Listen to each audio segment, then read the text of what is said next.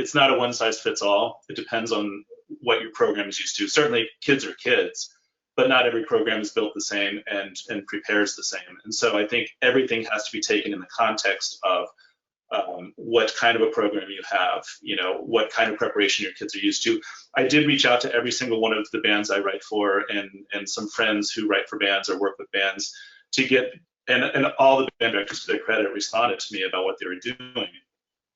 And what became apparent to me is that all of this is one big if-then scenarios, if this, then that, if this, then that.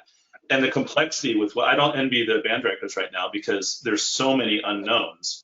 But the really good ones have a plan for every scenario, or at least are working on it. Obviously, there's so many unknowns that you can't have the answer.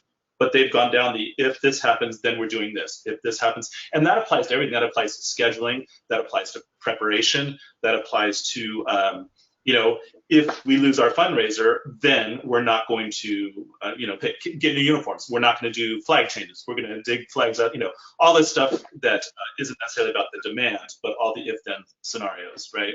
So I think that the key is starting with the idea, okay, we've got to prepare differently, probably differently. Some people may have done this already. I know a lot of the drum corps do, intense virtual training through the winter months, camps, whatever, and these guys could probably talk to that a lot more.